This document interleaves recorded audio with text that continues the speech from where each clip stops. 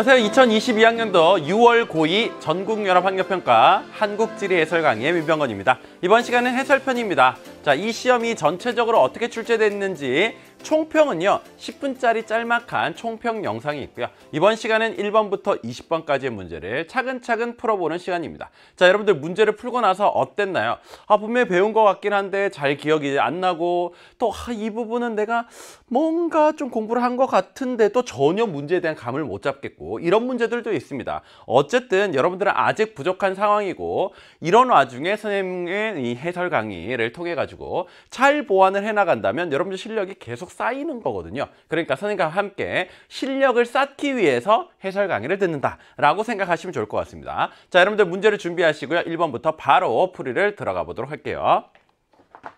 자, 대동여지도 문제 굉장히 자주 나오죠. 여러분들 아마 중간고사 때도 이 문제는 꼭 보게 되셨을 겁니다. 선생님들도 출제하기 너무 좋아하는 주제 대동여지도고요. 옳지 않은 것입니다. 고산성, 봉수, 역참, 읍치 이런 거 다 나와 있고요. 바로 볼게요. 자, A는 E보다 도로망이 더 발달해 있다라고 했는데 도로는 어떻게 표시되어 있나요? 직선으로 이렇게 표시되어 있거든요. 그럼 하나, 둘, 셋, 넷, 다섯, 여섯, 일곱. 7개의 도로가 모두 이쪽으로 모이고 있습니다. 그렇죠? 반면에 E는 어때요? 하나, 둘, 셋. 이런 식으로 몇 가닥 없어요, 도로가. 그러니까 이쪽이 도로망이 훨씬 더 잘 발달했다라고 얘기할 수가 있겠죠. 그 다음 B는 배가 다닐 수 없는 하천이다라고 했는데 자, 이런 식의 곡선으로 돼 있는 것이 하천입니다. 선생님 이것도 곡선이잖아요. 이 굵은 건 산줄기고요. 그 다음에 요게 하천, 즉 물줄기가 되는 겁니다. 근데 두 가닥으로 되어 있는 이런 물줄기가 있어요. 이렇게. 자, 그럼 이건 뭐라고 했습니까? 요거는 가항하천. 요런 거는 가항이 아닌 일반 하천이다라는 거죠. 자, 그럼 배가 다니지 못해요. 여기는 배가 다닐 수 있어요. 그러니까 B는 배가 다닐 수 있는 하천이다라고 해야 되는 거죠. 요게 틀렸고 답이 됩니다. 자, C에서 E까지의 거리는 30리 이상이다라고 했는데 C에서 E까지 자, 10리마다 옆에다가 방점을 붙여놨죠. 그렇죠? 자, 몇 리라고 할 수 있어요? 하나, 둘, 셋, 넷, 다섯. 그러면 한 칸이 10리. 그러면 50리 정도 되는 건데 여기서는 30리 이상이라고 해놨으니까 어쨌든 맞는 설명이죠. D의 해발 고도를 정확히 알기 어렵다라고 했는데 자, 이거는 산줄기입니다. 그리고 좀 높은 산봉우리는 이렇게 해놨어요. 그렇죠? 그러면 저기에 산봉우리가 있구나. 이건 알겠는데 이게 요런 산봉우리가 있고요. 이런 산봉우리가 있고요. 뭐 이런 산봉우리도 있을 겁니다. 그러면 사실 사람이 그 당시에 아주 정확하게 높이를 재는 것이라는 건 어려웠으니까 이거는 되게 높은 산지구나. 요거는 그냥 야트막한 산지구나. 요거는 적당한 높이의 산지구나. 이 정도의 상대적인 높이 차이는 알 수 있어도 정확히 몇 미터 이건 알기 어려웠다라는 거죠. 그러니까 요건 맞고요. 그 다음 E는 관하가 있는 행정중심지이다. E에 보면 이런 식으로 해놨잖아요. 그렇죠? 이게 읍지. 그러면 관하가 있는 행정중심지가 읍치잖아요. 그렇죠? 그럼 이것도 맞는 설명이죠. 답은 그래서 틀린 걸 골라 2번 고르시면 됩니다. 대동여지도에 대해서는 상당히 문제 자주 나오고 있기 때문에 여기 있는 기호들을 여러분들이 다 읽고 판단할 수가 있어야 돼요. 그래서 여기 보면 역참 이런 교통통신수단에 대해서 물어보기도 하고 봉수 이런 데 있는 통신수단에 대해서도 물어볼 수 있거든요. 그러니까 기출문제 여러 개들을 풀어보다 보면 사실 여러분들이 배운 내용을 대부분 이쪽 저쪽에서 다 물어보게 돼요. 그러면서 여러분들 실력이 그냥 꽉 차게 완성이 되는 거거든요. 자, 그 다음 2번으로 가봅니다. 수행평가이고요. 자, 지도의 AD에 대한 진술 맞으면 예, 틀리면 아니오에다가 표시를 하시오. 자, 이런 문제가 전형적으로 헷갈리는 문제예요. 왜냐하면 이게 맞는 건데 아니오에 체크돼 있으면 이게 틀리고 또 아니오에 체크되어 있어야 맞는 건데 예에 돼 있으면 틀리고 뭐 이런 식이거든요. 이게 뭔가 약간씩 헷갈릴 수 있는 소지가 분명히 있습니다. 자, 잘 보세요. 자, 우선 여기에 영해선이 있으니까 요 사이에 지금 칠해져 있는 부분은 영해라는 거죠. 우리나라의 바다. 영해가 이렇게 돼 있는 거고요. 그럼 여기도 영해, 여기도 영해입니다. 그렇죠? 자, 그러면 요거는 영해보다 좀 더 바깥. 요거는 영해 안쪽. 그리고 여기는 지금 D 부분이 여기에 점이 찍혀 있는 거잖아요. 그렇죠? 그 다음에 C는 여기에 좁은 영해, 요걸 보여주고 있는 겁니다. 자, 그러면 영해의 바로 바깥에 있는 바다는 사실상 기선에서부터 200킬이 나간 배타적 경제수역 안에 포함될 가능성이 높죠. 그렇죠? 배타적 경제수역. 그 다음에 B 부분은 완전히 영해 안쪽에 들어와 있죠. 영해입니다. 그 다음에 이쪽은 영해이긴 한데 대한해협은요. 여기 쓰시마섬이 이렇게 자리하고 있으니까 12해리가 온전히 안 나오는 거죠. 그래서 여기는 3해리만큼의 영해다라는 거죠. 그 다음에 이 부분은 그냥 뒤에 가서 물어보려고 여기다 점을 찍어 놓은 것 같거든요. 그거에 대해서 옳고 그름만 판단하시면 됩니다. 진술 1. A의 수직상공은 우리나라의 영공입니까? 자, 어디와 어디의 수직상공이 영공입니까? 영토 플러스 영해의 상공으로 올라가면 이만큼이 영공이 되는 거거든요. 그렇죠? 그러면 A는 우리나라 영토도 영해도 아니잖아요. 그러니까 영공이 아니거든요. 그럼 아니오의 아니라고 체크가 됐으니까 요거는 맞는 거예요.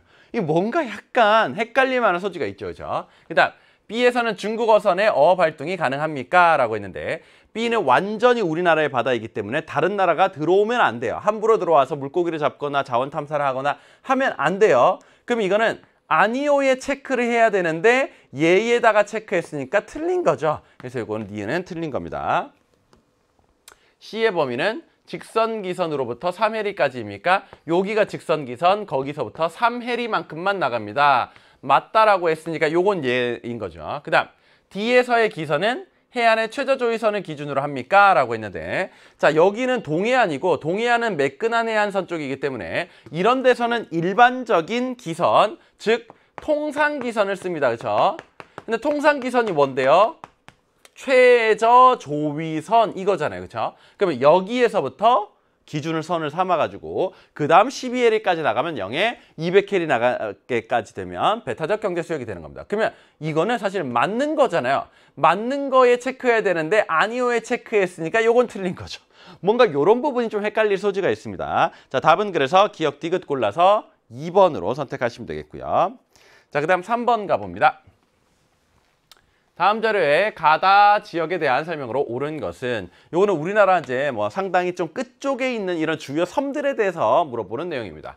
동경 125도 10분, 북위 32도 7분 이렇고요. 그러면 사실 우리 그 마라도가 북위 33도 정도 되잖아요. 그렇죠? 그럼 그거보다도 더 밑에 있다라는 거죠. 마라도가 우리나라 영토의 맨 남쪽 끝인데 그거보다 더 밑에 있고 이런 식으로 구조물만 있는 겁니다. 자, 요거는 평균의 수면에서 4.6m 아래에 있는 수중 암초래요. 자, 이런 걸 뭐라고 하죠? 요거 이어도라고 하죠. 이어도. 자, 그 다음 나는요 굉장히 평평하게 생겼고 동경 126도 16분, 북위 33도 6분. 북위 33도 부근이기 때문에 굉장히 남쪽에 있는 겁니다. 1시간 내로 산책할 수 있는 남북으로 긴 고구마 형태의 섬이고요. 짜장면이 유명하고 뭐 그런 곳이죠. 여긴 바로 마라도. 그 다음 동경백 32, 북위 37. 노래 많이 부르죠. 그렇죠? 북위는 37도, 동경은 요게 60이 한 단위이기 때문에 거의 132랑 똑같다라는 거죠. 자, 동도와 서도 및 89개의 부속도서로 이루어진 화산섬이다. 요거 뭡니까? 우리나라의 동쪽 끝 독도가 되네요. 자, 그러면 1번 갑니다. 가에는 대한민국 최남단 표지석이 있다. 최남단은 여기가 아니라 마라도라는 거죠. 그럼 이건 나라고 해야 되네요. 그러면 이어도는 뭡니까? 우리나라의 영토는 아니다라는 거죠. 그 다음 나는 행정구역상 경상북도에 속한다라고 했는데 경상북도에 속하는 건 독도가 있죠. 자, 그럼 마라도는 어디 쪽이에요? 제주도에 속해 있는 거죠. 제주특별자치도. 그 다음 다는 최종빙기에 한반도와 육지로 연결돼 있었다라고 했는데 독도입니다. 사실 최종빙기라고 한다면 요때 추웠기 때문에 해수면이 쭉 내려가 있었거든요. 얼마 정도? 약 100m 내외 정도가 현재보다 낮았어요. 그러면 100m보다 얕았던 바다인 것 같으면은 거기가 다 이렇게 육지로 드러나 있는 거죠. 물이 빠졌기 때문에. 근데 동해바다 어때요? 이거는 수천 미터거든요. 그러다 보니까 100m 물이 내려갔다고 해서 한반도와 육지로 연결될 수 있는 이런 성질이 아닙니다. 그렇죠?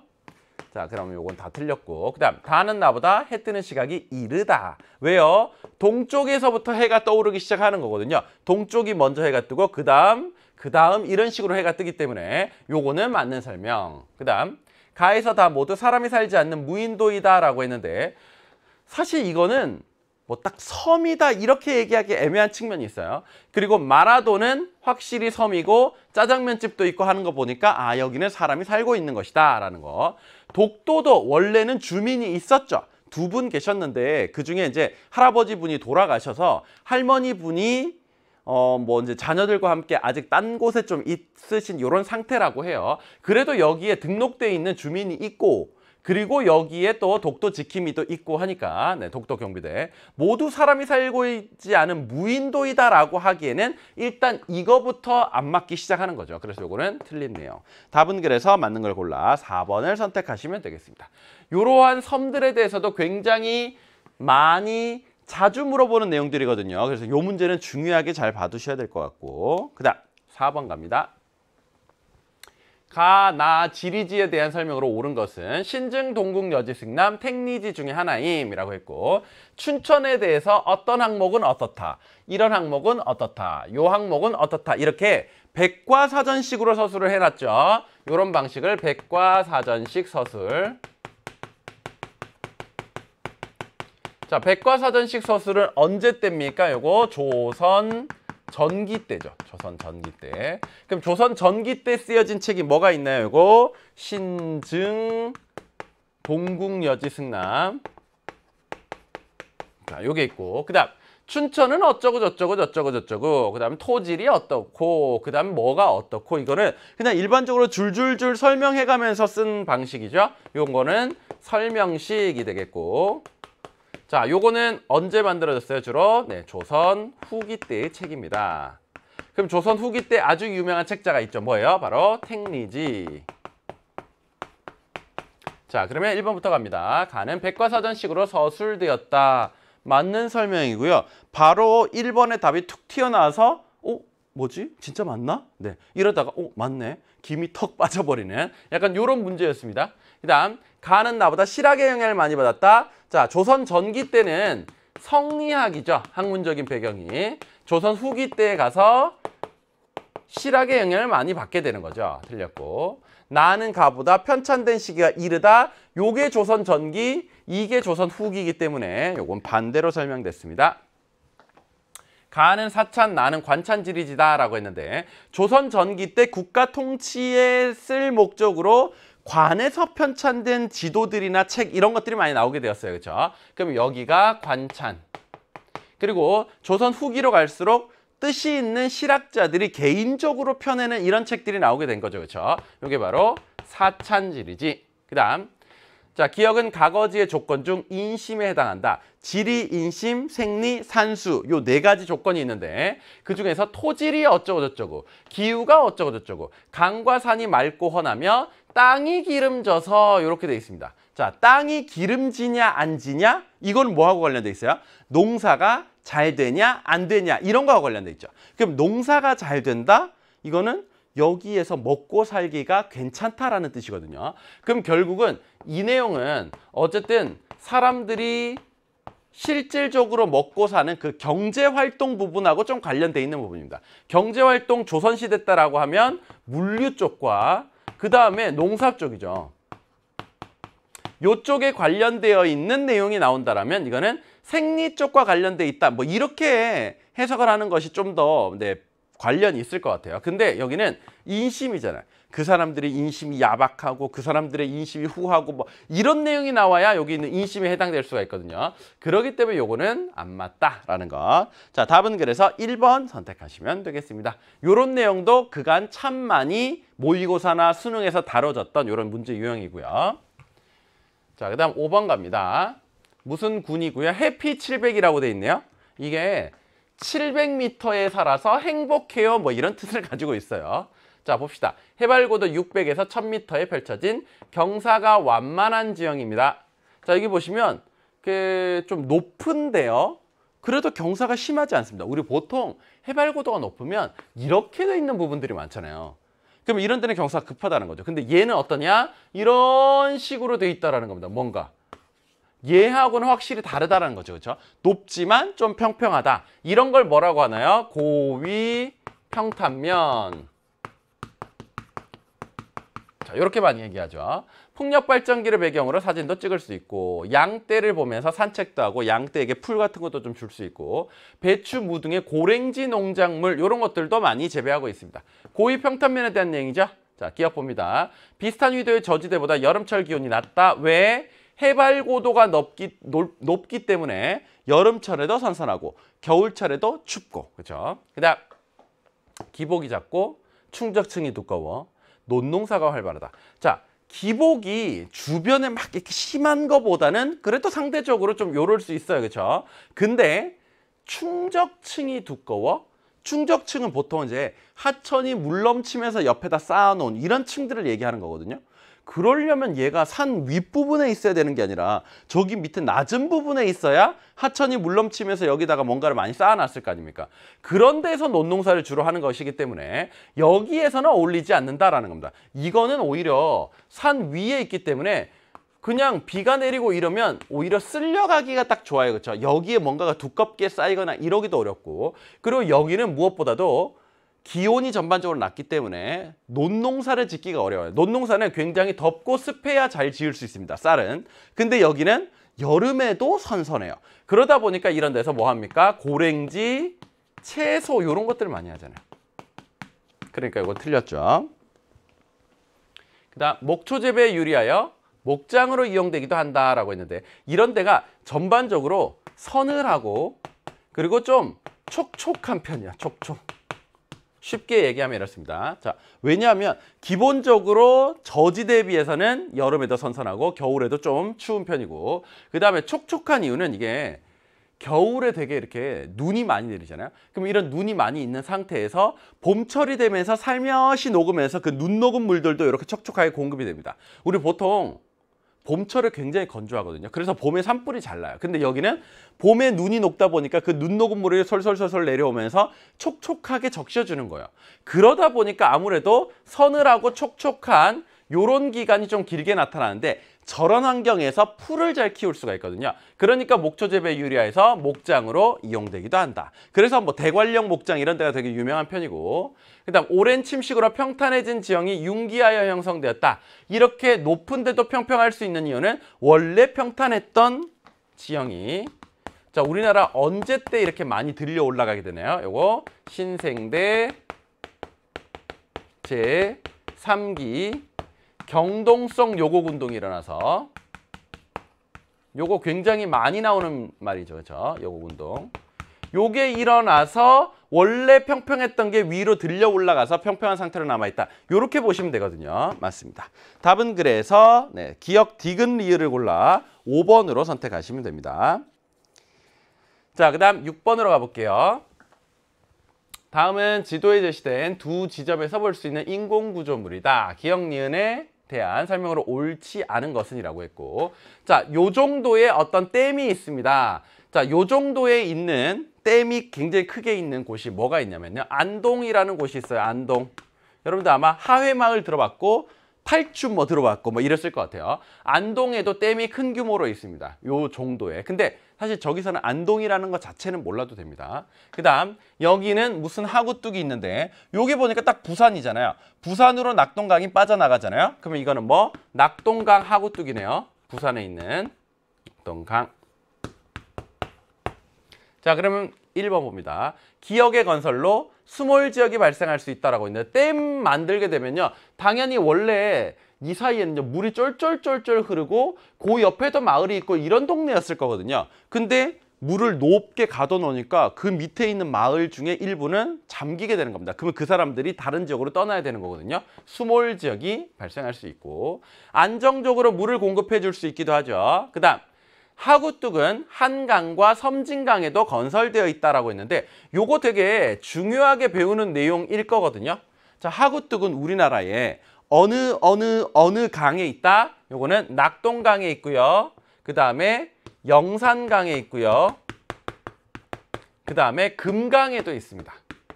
요 세 개의 강에 하구뚝이 설치되어 있어요. 하구뚝은 왜 만드는 건데요? 밀물, 썰물 이것 때문에 강 쪽으로 밀물이 쑥 파고 들어오게 되면 아무래도 이렇게 짠 물이 강물 쪽으로 이렇게 거슬러 올라오게 되는 거잖아요. 그래서 그 물을 가지고 뭐 농사에 쓰는데도 아무래도 이제 짠 물을 주게 되는 거니까 뭐 좋지 않고 이런 이유들 때문에 밀물이 강으로 거슬러 올라오지 못하도록 아예 하구를 막아 놓은 거거든요. 그러면 하천물은 넘쳐서 바다로 갈 수 있고 바닷물은 밀물대에도 강 안으로 못 들어가게 설치되어 있는 것이 바로 하구뚝이에요. 근데 어디는 설치되어 있지 않다? 대표적으로 한강과 그다음에 섬진강 이런 데는 하구뚝이 설치되어 있지 않다라는 게 포인트거든요. 근데 건설되어 있다라고 했으니까 이건 틀렸죠. 답이 됩니다. 그다음 니은은 바닷물의 역류를 막아 염해를 방지한다. 바닷물이 옛날엔 이 안까지 쑥 들어왔다는 거거든요. 그러면 그 주변에서 농사 짓는 사람들이 밀물대 이 강물을 퍼서주게 되면 사실상 짠물을 뭐 이렇게 식물들에게 주게 되는 거잖아요. 그러면 염해를 입을 수 있다는 거죠. 자, 기역은 니은보다 하천 상류에 위치한다. 자, 여기 댐이 있잖아요. 그렇죠? 댐은 하천 상류 쪽에 위치하는 거고 완전히 이 하구 쪽에 위치하고 있는 하구뚝은 하류에 위치한다라고 할 수가 있죠. 자, 답은 그래서 틀린 걸 골라 3번을 선택하시면 되겠습니다. 자, 이거는 댐과 하구뚝. 하구뚝 중에서도 어디에는 없다라는 거 그걸 잘 알아둘 필요가 있고요. 자, 그 다음 7번 갑니다. 자, 신비한 동굴 탐험. 자, 사진 속 동굴은 주로 어디에 의해 만들어진 동굴로 자, 내부에는 종류석, 석순, 석주가 어우러져 마치 지하 세계의 궁전 같은 환상적인 경관이 펼쳐진다라고 했고 3척의 환선구를 대표 사례로 드러났습니다. 자, 강원도 남부와 충청북도 북동부 쪽에 가면 되게 다양한 석회동굴들을 볼 수가 있습니다. 여러분들도 아마 한 번쯤은 뭐 수학여행이라든지 가족여행이라든지 이런 걸 통해 가지고 가봤을 것 같은데 자, 요거는 석회동굴인 거죠. 자, 이 석회동굴은 석회암이라는 암석이 뭐 빗물이나 하천이나 뭐 지하수나 이런 거에 의해서 녹아서 깎여 나가게 돼요. 그 중에서도 이제 지하에서 주로 지하수에 의해서 녹아서 깎여 나가면서 빈 공간이 생기게 되는데 이거를 석회동굴이라고 하고 또 위에서 흘러내려오던 이 석회암의 탄산칼슘 성분이 녹아있는 물이 이 안쪽에서 이렇게 똑똑똑똑 흐르게 되면서 이 부분은 탄산칼슘 성분이 침전이 되게 됩니다. 그러면서 다시 딱딱해지게 되는 이런 형태예요. 그렇죠? 자, 그러면 이건 석회동굴이고 석회동굴은 어떻게 형성되는 거죠? 지하수에 녹을용 침식할 때 식 이겁니다. 그러면 녹아서 깎아 나가게 된다 이런 뜻이거든요. 그래서 요게 만들어진다라고 볼 수 있습니다. 요거는 간단하니까 바로 패스. 그다음 8번 갈게요. 자, 요게 이제 암석 분포하고 관련되는 건데 여기 석회암, 편마암, 화강암 이런 것들과 관련되어 있습니다. 여러분들 분명히 저런 암석에 대해서 중학교 때 과학 시간에도 배우고 그리고 지구과학 1을 같이 선택해서 하시는 학생들도 좀 있잖아요. 그렇죠? 과학 탐구를 하나 꼭 해야 되니까. 그런 때 요거 지구과학 1에도 굉장히 자세하게 나온 내용이거든요. 그러다 보니까 여러분들이 한국지리에서 완전히 생판 처음으로 듣는 이런 내용은 아닐 겁니다. 단지 여러분들이 이제 난 중학교 때 배워서 끝이야. 그러고 나서 이제 머릿속을 탁 비우고 왔기 때문에 어렵게 느껴지는 거죠. 자, 봅시다. 일단 바다에서 산호초나 조개 껍데기 등이 쌓여서 탄산칼슘 성분 위주로 쌓여서 나오게 되는 이런 암석이고요. 시멘트 공업의 원료로 이용되고 있습니다. 이건 바로 무슨 암석? 네, 석회암이죠. 석회암은 언제 주로 만들어졌나요? 이거는 고생대 요 시기에 바다 밑에서 주로 많이 쌓이게 되었다. 이렇게 볼 수가 있고요. 그다음 기존의 암석이 열과 압력을 받아서 변성된 암석이래요. 이런 걸 분류상으로는 변성암이라고 하죠. 변성암. 요런 건 쌓여서 형성되는 거니까 분류상으로는 퇴적암이라고 합니다. 자, 그러면 변성암 중에서도 여기에 나와 있는 것 중에 어떤 기존에 있던 암석이 열과 압력에 의해서 성질이 변해서 나오게 된 대표적인 암석이 뭐가 있어요? 편마암이 있거든요. 편마암. 자, 이런 편마암은 보통 시생대, 원생대 요때 만들어진 것이다. 이렇게 알려져 있죠. 자, 이것이 풍화된 토양으로 이루어진 지리산 숲길 이런 것들을 볼 수 있대요. 편마암이 기반암인 이런 곳에서는요. 워낙 풍화가 잘 되다 보니까 토양층이 잔뜩 덮여 있고 그 위에 나무가 많이 자라고 있는 이런 산들을 볼 수 있는데 대표적으로 지리산이 있습니다. 그다음 땅속에서 마그마가 식으면서 형성된 어떤 암석.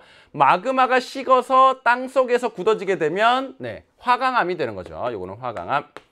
그래서 뭐 설악산이라든지 북한산이라든지 금강산이라든지 이런 데가 다 화강암산입니다. 그렇죠? 이런 바위가 크게 자리하고 있고 요거는 만들어진 형성 원리에 따라서는요. 화성암이라고 하죠. 불에 의해서 형성된 암석이라는 거죠. 이거는 마그마하고 관련돼 있는 거니까. 자, 요거는 언제 주로 형성되었나요? 중생대 때 바깥으로 뚫고 나가지는 못하고 안쪽에서 이렇게 마그마가 식어버린 거죠. 땅 속에서 마그마가 식어서 만들어지게 된 암석, 이게 바로 화강암이 되겠습니다. 자, 그럼 볼까요? 가는 퇴적작용을 거쳐 형성되었다. 퇴적암 맞죠? 나는 흑산의 주된 기반암을 이루고 있다. 요게 이제 기반암인 곳에서는 흑산이 주로 나타나고 그 다음에 화강암이 주를 이루고 있는 지역에서는요. 돌산 또는 석산 이런 것들이 주로 나타나고 있습니다. 그 다음 다는 조선 누춘군에 주로 분포한다라고 했는데 조선 누춘군에 주로 분포하는 것은 석회암입니다. 요게 이제 좀 어렵죠. 왜냐하면 여러분들이 이게 처음 배울 때 너무 어려워서 화들짝 놀라는 부분이긴 하거든요. 자, 요 석회암이 나타나는 요 지질 계통을 조선 누춘군이라고 합니다. 조선 누춘군. 자, 이 조선은 무슨 말이에요? 말 그대로 우리나라 조선 그걸 얘기하는 거고 그 다음에 층이 누적되어 있는 물이 다 이런 뜻을 가지고 있어요. 물이 군자를 써서 층이 누적된 물이. 그래서 어쨌든 이렇게 층층이 쌓여 있는 그런 부분을 조선 누춘군이라고 하는 거예요. 거기에 석회암이 많이 매장돼 있다라는 거. 근데 이거는 다와 연결해 놨으니까 틀렸죠. 자, 가는 화강암, 나는 석회암이다라고 했는데 다 틀렸네요. 가는 석회암, 나는 편마암이죠. 자, 그래서 틀렸습니다. 답은 기역, 니은을 골라 1번을 고르시면 되겠습니다. 요 부분은 이거 틀렸어도 다시 한번 내용으로 가서 차곡차곡 보다 보면 아, 그제서야 조금 더 보이고 또 한참 지나서 또 다시 보게 되면 아, 그제서야 조금 더 알 것 같고 이런 내용입니다. 절대 한 번만에 마스터가 될 수가 없는 내용. 그렇기 때문에 틀려도 쿨하게 넘기시고 그 다음에 다시 공부해서 더 잘 보시면 돼요. 자, 그 다음 9번으로 가봅니다. 사진의 A, D 지형에 대한 설명으로 옳은 것은 간척지, 갯벌, 사빈, 육계도 중에 하나이다. 자, 이건 딱 봐도 지금 농사 짓고 있는 넓은 땅인데 여기는 지금 보니까 약간 갯벌이 있는 이런 황해바다인 것을 알 수가 있죠. 그러면 이런 데는 사이사이에 흙을 부어서 만든 간척지임을 알 수가 있겠고 자, 요런 데가 해안선 같아 보이죠. 근데 여기는 뭔가 좀 허옇게 드러나 있는 모습입니다. 그럼 이 부분이 바로 갯벌. 그 다음 이쪽으로 오면 여기는 지금 모래사장 같은 느낌이 들죠. 그럼 모래사장 뭐예요? 사빈. 요거 모래사 해변할 때 빈자. 네, 어려운 한자가 있습니다. 물가 빈자예요. 그 다음에 C가 바로 육지와 연계되어 있는 섬이죠. 그래서 육지와 연계되어 있는 섬, 육계도가 되겠습니다. 1번. 자, A는 밀물 때 바닷물에 잠기고 썰물 때 드러나는 지형이다. 요거 갯벌에 대한 설명이거든요. 간척지는 이미 이렇게 다 흙을 부어가지고 육지로 만들어 놨기 때문에 물에 잠기고 또 드러나고 이러지 않습니다. 자, 파랑에너지가 집중되는 곳에 주로 발달한다라고 했는데 갯벌 같은 경우에는요. 이거는 어쨌든 움푹 들어가 있는 만 쪽에서 바다가 육지 쪽으로 움푹 들어가고 있는 이런 만 부분에서 잘 발달합니다. 그러면 만 부분은 파랑에너지가 집중되는 곳이 아니라 분산되는 이런 곳에서 잘 발달하고 요걸 좀 더 정확히 얘기한다면 밀물, 썰물에 의한 바닷물의 흐름을 조류라고 하거든요. 조류의 퇴적작용. 이거에 의해서 형성됐다라고 볼 수 있습니다. 자, C는 과거의 섬이었으나 사주의 성장으로 육지와 연계되어 있다라고 할 수 있죠. 요런데 그냥 모래 같은 것들이 조금 쌓여서 나오게 되면 원래는 떨어져 있는 섬이었는데 육지와 연결되어 버린다는 거죠. 요거는 맞습니다. 그 다음 D는 인공적으로 바다를 메워 형성된 평야이다. 이거는 간척지에 대한 설명이거든요. 요거는 모래 해변이 되겠습니다. 그 다음 B는 D보다 퇴적물질 중 모래물질의 구성 비율이 높다라고 했는데 여기는 주로 진흙재질이죠. 그런 걸 점토질이라고 해요. 점토질. 점토질이 대부분인데 여기는 모래질. 요게 또 대부분이다라는 거죠. 그래서 요것도 틀렸습니다. 답은 그래서 맞는 걸 골라 3번으로 선택할 수가 있겠습니다. 요런 걸 보고 하나하나 뭔지를 파악할 수가 있어야 되고 얘네가 뭐 때문에 형성된 건지도 원리를 알고 있어야 된다는 거죠. 그러다 보니까 조금은 쉽지 않았던 문제. 자, 그 다음 10번으로 가봅니다. 서울과 광주와 부산이 나와 있고요. 자, 광주는 부산보다 기온의 연교차가 크다. 얘네들은 보시면 위도가 거의 똑같거든요. 그 위도가 비슷하면 원래는 비슷한 기온이 나타나야 정상인데 하나는 너무 바닷가, 하나는 내륙 안쪽으로 들어와 있어요. 그러다 보면 차이가 좀 날 수가 있다는 거죠. 그러면 부산은 완전히 바다의 영향을 많이 받기 때문에 연교차가 좀 작은 거거든요. 그러면 결국 얘네들을 기준으로 해서 물과 육지가 어떻게 분포되어 있느냐가 얘네한테 큰 영향을 줬다는 거죠. 그게 바로 뭐? 수륙 분포. 자, 반면에 서울은 광주보다 최하늘 평균 기온이 낮다. 광주하고 서울은요. 위도가 한참 차이 나죠. 그렇죠? 광주는 그래도 위도가 좀 낮은 편. 서울은 우리나라 안에서는 위도가 좀 높은 편. 그러다 보니까 겨울에 좀 더 춥다라는 거죠. 그럼 이거는 위도의 영향을 많이 받았다. 이렇게 얘기할 수가 있겠습니다. 그렇죠? 답은 그래서 수륙 분포 위도 4번 고르시면 됩니다. 요거는 그래도 기본 원리니까 넘어가도 괜찮겠죠. 자, 그다음 11번 갑니다. 자, 다음 자료의 기억에 대한 설명으로 옳은 것만을 보기에서 골라라 라고 했고요. 여기 강릉에 경포호라고 있습니다. 요게 우리가 해안 지형에서 아주 중요하게 배우는 석호인 거죠. 그렇죠? 자, 그럼 바로 봅시다. 만해 입구에 사주가 발달하여 형성된 호수로 호수물이 거울과 같이 맑다고 하여서 경호라고도 한다. 요게 거울 경자거든요. 그러니까 이제 거울처럼 반짝반짝 빛난다. 요런 거죠. 자, 그럼 이 호수에 대한 설명 볼까요? 후빙기 해수면 상승 이후에 형성되었다. 이제 요것도 원리가 좀 쉽지 않기 때문에 여러분들이 약간 어려웠을 수 있습니다.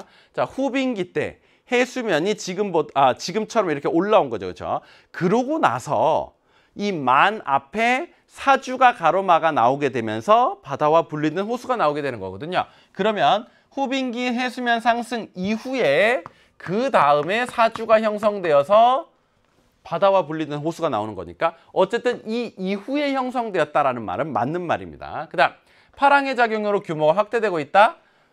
그럼 파도가 치게 되면서 이 호수가 점점 넓어지고 있다. 이런 얘기가 되는 거잖아요. 자, 이런 데는 원래 만이었습니다. 만은 더 이전에 지금처럼 해수면이 높지 않았을 때는 완전히 골짜기였어요. 이렇게 골짜기. 자, 그럼 골짜기에는 보통 이렇게 하천이 흐르면서 깊게 파놓는 이런 경향이 있죠. 그러다 보니까 나중에 이렇게 만이 되었고 그 앞에 사주가 가로막아 나와서 호수가 되었어도 여전히 이쪽으로 흘러 들어오는 하천은 있다는 거죠. 그럼 이 하천이 물만 갖다 주는 게 아니라 여러 가지 퇴적 물질을 여기다가 계속 내려놓게 돼요. 야금야금 여기를 매립을 시키게 됩니다. 그러다 보면 파랑의 작용으로 규모가 확대되고 있다. 이게 아니라 현재 해수면이 계속적으로 유지된다면 이거는 축소되고 매립될 것이다. 이렇게 판단해야 되는 거거든요. 왜? 하천에 의한 퇴적 작용이 계속 일어나기 때문에 그렇다라고 할 수 있습니다. 그 다음 서해안보다 동해안에 뚜렷하게 나타난다. 석호는 죄다 강원도 쪽에 있어요. 강원도 동해안. 자, 이쪽에서만 나타나고 있고 그 다음 호수의 물은 대부분 농업용수로 이용된다라고 했는데 이 물이 과거에는 바닷물이었다가 그다음 하천물이 점차 밀어내는 이런 상황에 있지만 이게 아주 바닷물과 염분 교환이 없는 것은 아니기 때문에 염분 농도가 어느 정도는 있습니다. 그러면 염분이 있다라는 것은 이 물을 식물들에게 줬을 때는 소금기 때문에 피해를 입을 수가 있는 거죠. 그런 걸 염해라고 하는 거잖아요. 염해가 있기 때문에 농업용수로는 절대 줄 수가 없는 거거든요. 요거 꼭 잘 기억해 두셔야 됩니다. 답은 그래서 맞는 걸 골라 기억 디귿 2번 선택하시면 되겠고요. 자, 그 다음 12번 또 갑니다. 요거는 지리조사와 관련된 거고요. 자, 옳은 것만을 골라라 라고 했습니다. 자, 가단계. 지역조사 주제를 무슨 동에 있는 무슨 공원이 입지한 이후 주거 환경 만족도 조사로 정한다. 이거는 조사 주제를 선정하는 단계인 거죠. 그럼 얘가 제일 처음에 하면 되는 거예요. 그렇죠? 그 다음 수집된 자료를 표, 그래프 등으로 분석 정리하고 보고서를 작성한다. 이거는 거의 제일 마지막에 하는 거 아닙니까? 그렇죠? 그럼 얘가 이 중에서는 4번. 그다음 인터넷 지도를 이용해서 이런 것 저런 것들을 파악해보고 설문지도 제작한대요. 그리고 여기 가서는 자, 이 공원 주변의 주거 지역을 직접 방문하여 주거 환경 만족도 설문조사 및 면담을 한대요. 설문조사하기 전에 설문지를 만들어야 되지 않겠습니까? 그리고 집 안에서 할 수 있는 만큼 최대한 조사를 해나가고, 그럼 얘가 2단계, 요게 3단계가 되겠습니다. 자, 그러면 하나씩 볼까요?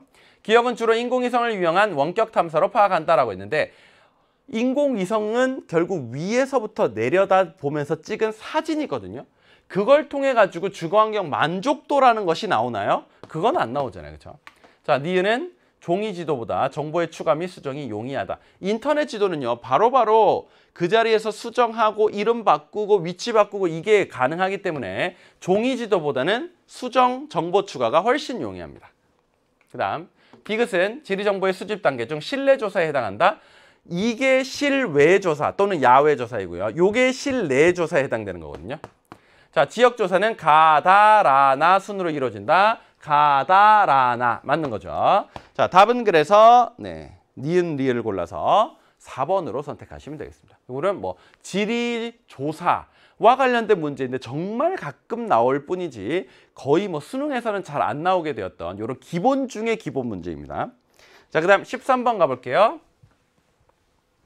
가나 지역에 대한 설명으로 옳은 것은, 자, 요게 이제 하천 지형인데 이거를 지형도를 보고 바로바로 판단할 수 있어야 되다 보니까 요게 그냥 단순히 지식만 있어서 풀 수 있는 이런 문제는 아닙니다. 자, 여기는 지금 하천이 흘러가고 있는데 주변이 좀 높은 산지들로 이루어져 있죠. 그렇죠?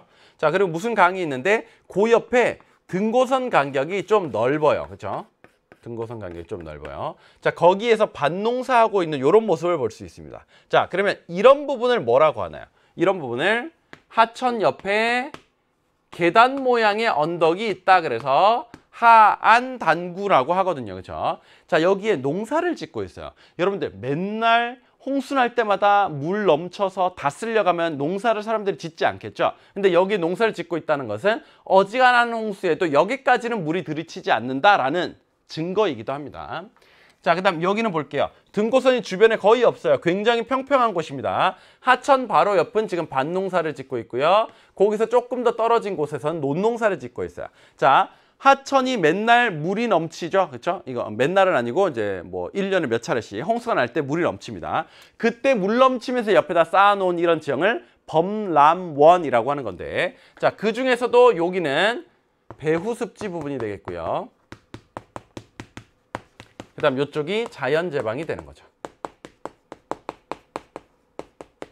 자, 자연제방은 약간 높고 그 다음에 모래질 위주로 많이 구성되어 있습니다. 그렇죠? 반면에 이쪽은 작고 가벼운 것들이 저 멀리까지 이동해서 퇴적될 수가 있는 거거든요. 이런 데는 모래질 말고 이제 미림 물질, 자, 요런 재질들이 많이 쌓여 있고, 여기는 전반적으로 여기보다는 약간 낮고 좀 축축하고 질펀질펀한 요러한 상태가 조금 더 지속될 수 있는 성질의 땅입니다. 자, 그러면 1번 볼게요. 가는 나보다 하천의 퇴적 지형이 넓게 나타난다라고 했는데, 하천에 의한 퇴적 지형은 이쪽에서 넓게 나타나는 거죠. 이게 맨날 물 넘쳐가지고 옆에 쌓이게 되어서 나온 지형이잖아요. 그렇죠? 그러면 요거는 틀렸고. 그 다음 나는 가보다 하천 바닥의 해발 고도가 높다라고 했는데, 이런 데가 훨씬 더 하류일 가능성이 높죠. 왜냐하면 여기가 50m, 그럼 40m, 뭐 그 30m 언저리라는 얘기잖아요. 그렇죠? 근데 여기는 어때요? 뭐 밑에가 550, 그럼 여기 뭐 500 몇십 미터 이 정도를 지금 흐르고 있는 거 아닙니까? 그렇죠? 당연히 여기보단 여기가 하류가 될 수밖에 없거든요. 나는 가보다 하천 바닥의 해발 고도가 낮다라고 해야 되죠. A에서는 둥근 자갈이 발견되기도 한다라고 했는데, 이런 데가 예전에는 이렇게 물이 지나가던 이런 하천 바닥이었을 가능성이 높습니다. 근데 여기가 점차적으로 융기가 되다 보니까 하천은 더 바깥으로 더 밑으로 이렇게 흐르게 되거든요. 그러니까 이제는 더 이상 물이 들이치지 않는 이런 공간이 나오게 됐다는 거죠. 둥근 자갈이 과거 여기가 하천 바닥이나 그 옆에 물 넘치던 곳이었다는 증거가 됩니다.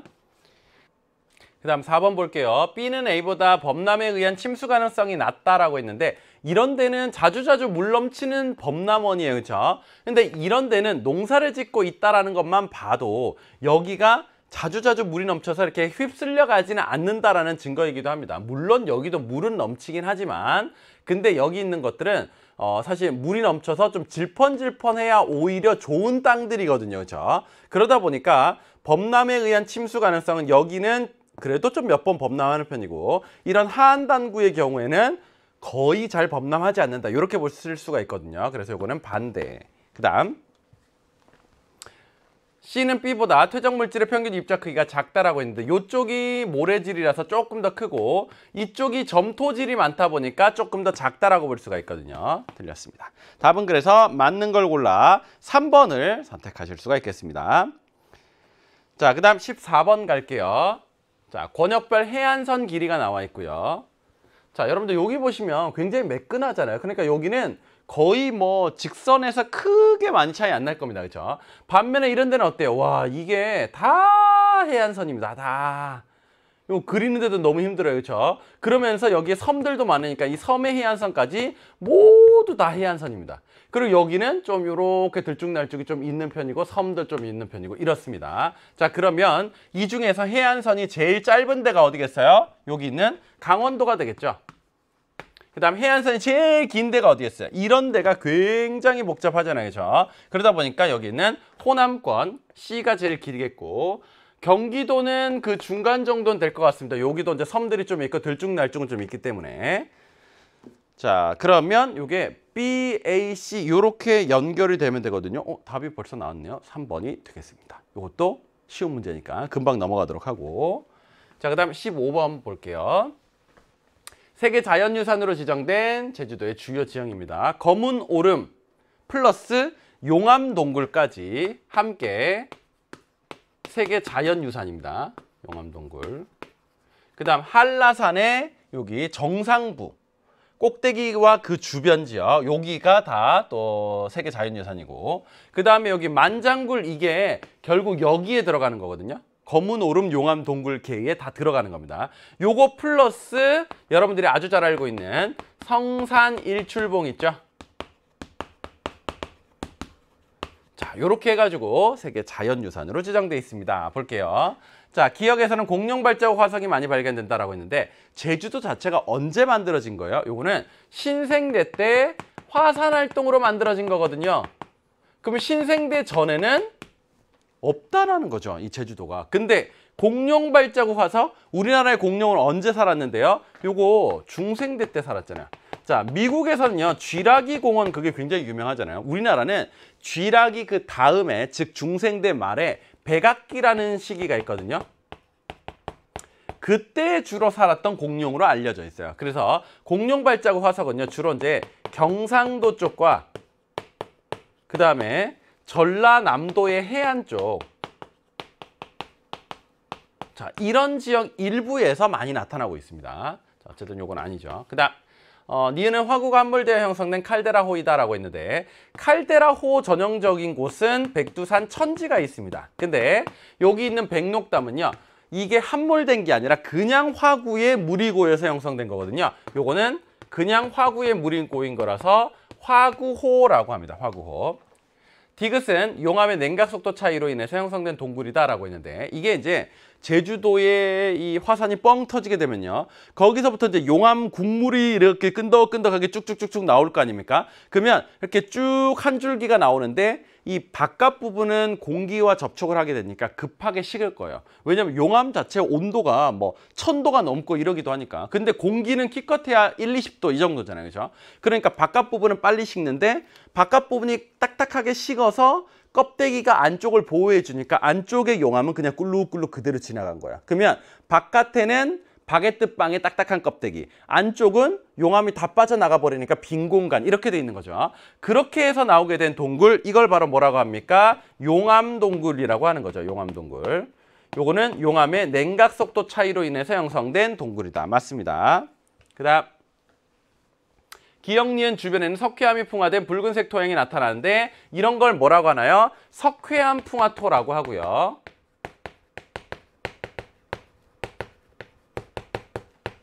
자, 요런 거를 이제 이탈리아 쪽에서는요, 테라로사라고 합니다. 붉은색의 땅이다, 흙이다 이런 뜻을 가지고 있는 거거든요. 근데 이거를 일반적으로는 석회암이 풍화되어서 나타난다. 그래서 석회암 풍화토라고도 합니다. 자, 여기는 현무암이 주를 이루고 있는 지역이거든요. 그러다 보니까 현무암 풍화토가 나타나는 거지 석회암은 나타나지 않기 때문에 석회암 풍화토가 있다 이건 아닙니다. 그 다음 기억에서 지금 모두 중생대 화산활동으로 형성되었다라고 했는데 이 제주도는 신생대 화산활동으로 만들어진 것이다 라고 할 수가 있습니다. 답은 그래서 3번으로 선택하시면 되고요. 자, 그 다음 16번 가봅니다. 자, 요거는 시키는 대로 초신하게 따라만 가면 되는 거예요. 자, 그래서 여기 조건을 만족하지 못하는 지역을 잘라내는 식으로 하면 되거든요. 자, 그러면 여기 A, B, C, D가 있는데 여기를 다 적고 시작하면 오히려 판단이 빠릅니다. 그러면 B가 여기 있고 E는 여기 있고 그리고 D는 이쪽이네요. 여기도 써보세요. 그러면 판단이 훨씬 더 정확하고 빨라져요. 왜냐하면 얘네들만 신경 쓰면 되는 거거든요. 자, 1번 봅시다. 주거용지에만 입지할 것이라고 했습니다. 주거용지는 이런 데예요. 그렇죠? 여기. 그러면 농업용지, 공업용지에 있는 얘네들은 자동 탈락인 거죠. 그렇죠? 그다음 그럼 여기서는 얘네들은 볼 것도 없어요. 왜냐하면 어차피 1번 조건에서 탈락했으니까. 자, 100제곱미터의 지가가 2천만 원 미만일 것이라고 했거든요. 그러면 미만이니까 이상도 안 되는 겁니다. 근데 얘는 1이니까 미만이 맞는데 2는 2천만 원이라는 뜻이니까 그 이상으로 들어가 버려야 되는 거잖아요. 그러면 C도 탈락입니다. 조건 1, 2를 만족하는 후보지 중에서 도로에 가까운 곳을 선택할 것이라고 했는데 도로가 어디 있습니까? 여기 있거든요. 도로가 이렇게. 자, 그러면 D는 한 칸 떨어져 있고 A는 2칸 떨어져 있잖아요. 그러니까 더 가까운 건 D가 되는 거죠. 답은 그래서 4번 고르시면 됩니다. 요건 시키는 대로 초신하게 따라만 가면 돼요. 이거는 그냥 무슨 별도의 막 지식이 필요하다기보다도 몇 번 해보면 금방 답을 찾을 수 있는 약간의 게임 같은 문제다라고도 볼 수가 있죠. 자, 그 다음 17번입니다. 계절 문제네요. 대한이 소환집에 놀러와서 얼어 죽는다. 네, 그러니까 대한이 한자로 치면 더 큰 추위, 뭐 큰 추움, 뭐 이런 거잖아요, 그렇죠? 근데 소환 때가 좀 더 추운 것으로 일반적으로 그렇게 받아들여지고 있기 때문에 대한이 소환집에 놀러 왔다가 얼어 죽는다, 뭐 이런 표현도 생기게 돼요. 소환도 대한 못지않게 추울 수 있다는 점을 강조하는 뜻으로 대한과 소환 모두 한랭건조한 뭐의 영향으로 몹시 추움을 나타내는 말입니다. 여기서는 기단을 골라야 되는 거거든요, 그렇죠? 그러면 이거는 무슨 기단의 영향을 받아요? 시베리아 기단이죠. 그 다음 삼복기간에는 입술에 묻은 밥알도 무겁다라고 했습니다. 삼복기간에는 밥알 하나하나의 무게조차도 이겨내기가 힘겨울 만큼 덥다라는 뜻으로 고온다습한 뭐의 영향을 받았어요? 북태평양 기단의 영향을 받았죠. 그럼 요걸 골라내면 되는 거죠, 그렇죠? 자, 시베리아 기단 어디 있어요? 요거죠. 북태평양 기단 어디 있어요? 요거죠. 이거는 태풍 올 때에 영향을 주는 적도 기단, 요쪽은 오호츠크의 기단이죠. 자, 답은 A, C 너무 쉽게 나왔고요. 그럼 2번이 되네요. 자, 그 다음 18번입니다. 그림은 습연한 공기가 산지를 넘으면서 바람 그늘 지역이 바람 바지 지역보다 기온이 높아지고 습도가 낮아지는 현상을 말하는 것입니다. 이런 현상을 뭐라고 하죠? 뻬인 현상이라고 하죠. 뻬인 현상. 자, 습한 공기가 올라갈 때는 100m당 0.5도 정도만 떨어진대요. 근데 건조한 공기가 다시 이렇게 기온이 오르락내리락 할 때는 100m당 1도 정도씩이 오르락내리락 한다라고 합니다. 그러면 사실 여기서부터 이제 요까지 올라왔을 때까지는 그냥 건조한 공기예요. 근데 어느 정도 고도에 도달하게 되면 이제 기온이 낮아진 상태이기 때문에 그때부터 이슬점에 도달해서 물방울이 뚝뚝뚝뚝 맺히는 이 구름이 만들어지게 돼요. 그러면 여기서 여기까지 갈 때는 0.5도씩 떨어진다라는 이런 얘기입니다. 그랬는데 여기서 이제 이쪽으로 내려올 때는 추운 데서 따뜻한 쪽으로 오는 거니까 기온이 올라가거든요. 근데 기온이 올라가게 되면 사실 이제 더 이상 비는 안 뿌리게 되고 계속 이제 건조한 상태로 기온만 올라가게 되는 거예요. 그러면 100m당 1도씩 쭉 올라가게 되는 겁니다. 여기서 천천히 떨어지고 여기서 빨리 올라갔기 때문에 그래서 넘어갈 때 비를 뿌리고 넘어가서는 고온 건조해지게 되는 이런 현상을 뭐라고 한다? 뻬인 현상이라고 한다라는 거죠.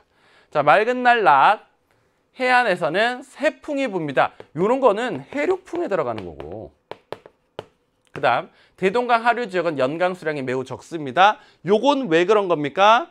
습한 공기가 지나가도 대동강 하류는 평야가 많기 때문에 그냥 휙 지나가 버리거든요.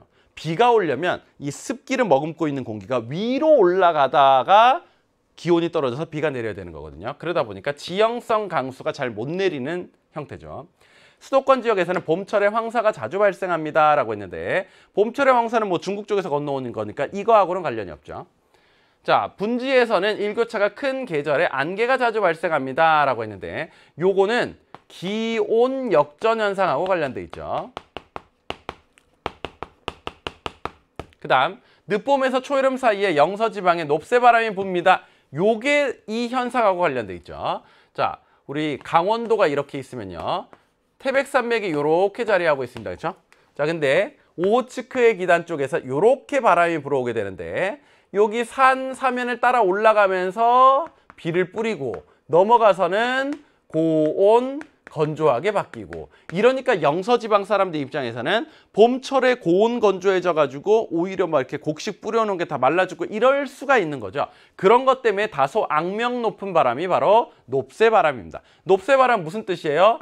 높이 북쪽을 의미하고 새가 동쪽을 의미하는 거거든요. 그렇죠? 샛바람. 그래서 요거 두 개를 합쳐서 북동쪽에서 불어온다라고 해서 높새바람이라는 이름이 붙게 되었죠. 자, 요게 페인 현상과 관련돼 있습니다. 답은 5번이 되겠고요. 자, 그다음 19번 가봅니다. 자료는 지도에 표시된 세 지역의 상대적 기후 특성을 나타낸 것이다. 점선 부분에 들어갈 모양으로 가장 적절한 것은 자, 여기는 울릉도라는 거 다 알겠고요. 그다음 요쪽은 제주도에서도 남쪽에 있는 시 이름이 서귀포죠. 그다음 요쪽인 것 같으면 여기 이렇게 잘록하게 들어와 있는 요쪽인 것 같으면 뭐 춘천 정도로 볼 수 있을 것 같아요. 자, 그러면 내륙 쪽에 춘천, 그리고 완전히 동해바다 한가운데 있는 울릉도, 그리고 굉장히 남쪽에 있는 서귀포가 있습니다. 자, 여기서 1월 평균 기온은 C가 제일 높대요. 왜냐하면 1월 달에 이 제일 남쪽에 있기 때문에 굉장히 따뜻하거든요. 그렇죠? 그리고 여기는 내륙 쪽에 있기 때문에 좀 춥고 여기는 바다로 둘러싸여 있기 때문에 좀 덜 춥고 이렇습니다. 그러니까 이렇게 나타나는 게 맞아요. 근데 기온의 연교차 한번 볼까요? 연교차는 북쪽으로 가면서 또 고위도로 가면서 내륙으로 갈수록 커지는 경향이 있거든요. 그럼 고위도이면서 내륙에 있는 춘천이 제일 클 것 같아요. 그러면 얘가 제일 크다. 기온의 연교차가. 그 다음에 서귀포가 겨울에 따뜻하고 여름에 뭐 어차피 덥고 다 같이 덥고 하다 보니까 겨울에 너무 따뜻해서 연교차가 제일 작게 나타납니다. 그럼 울릉도는요, 얘와 얘의 중간 정도에서 나타나는 거죠. 중간 정도. 자, 그 다음 겨울 강수 비중 볼까요? 울릉도가 겨울에 너무나 많은 눈이 오거든요. 그렇죠? 그러니까 울릉도가 제일 높고, 그 다음 제주도도 눈 어느 정도 오거든요. 그렇죠? 그러면 C가 중간 정도 되고, 이런 데는 겨울에 눈이 많이 오거나 이런 지역은 아니거든요. 그럼 얘가 제일 낮고, 그러면 요거를 딱 색깔별로 연결을 해보면 요 모양이 나올 겁니다. 그렇죠? 요 모양. 그래서 답은 1번이 되는 겁니다. 자, 얘네들 간에 각기 어느 쪽에서 겨울의 강수량이 많고 어느 쪽이 여름 기온이 어느 정도고 겨울 기온이 어느 정도고, 이 정도의 디테일한 자료를 조금은 학습을 해두셨어야 이런 문제를 수월하게 풀 수가 있거든요. 그래서 아직까지 기본 내용만 가지고 이 내용을 정확히 풀기는 조금은 어려움이 있을 것 같습니다. 자, 마지막 20번 문제 풀어볼까요? 다음은 생활 기상 지수를 나타낸 것이다. 이러한 기상 정보가 자주 제공된 계절의 특징으로 옳은 것. 자, 체감 온도를 보니까 위험이래요.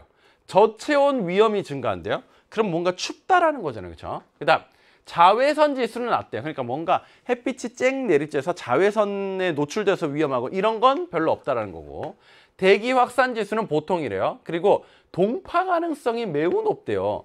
그렇다는 말은 이건 완전히 추운 것하고 관련돼 있는 거잖아요. 그렇죠? 그러면 겨울철에 나타나는 어떤 일들을 골라내면 되는 겁니다. 이런 건 좀 상식이죠. 그렇죠? 자, 대류성 강수의 발생 빈도가 높다. 자, 대류성 강수가 우리나라에서 일어나는 거는 특정 계절의 어떤 시점입니다. 그렇죠? 자, 요거는 완전히 한여름에 오후에 반짝 소나기 내리는 거. 자, 이게 대류성 강수라고 볼 수 있어요. 대류성 강수는 뭡니까? 굉장히 뜨거워진 지면 위에 있는 공기가 강하게 상승하다가 이슬점에 도달해서 비가 쏴 쏟아지는 거거든요. 그러니까 한여름에 안 그래도 굉장히 무덥습니다. 그렇죠? 그때 오후가 되면 굉장히 뜨거워져요. 그렇죠? 그때 습기도 많이 머금었는데 올라가던 공기가 소나기로 싹 내리고, 그러면 한두 시간 지나면 언제 그랬냐는 듯이 다시 쨍하고 맑고, 요때에 해당된다라고 볼 수 있는데, 이건 여름이니까 틀렸죠. 장마전선의 영향이 장기간으로 지속된다라고 했는데, 이거는 장마 때의 얘기죠. 그렇죠? 그다음 북서계절풍의 영향을 강하게 받는다라고 했는데, 요거는 겨울철의 얘기죠.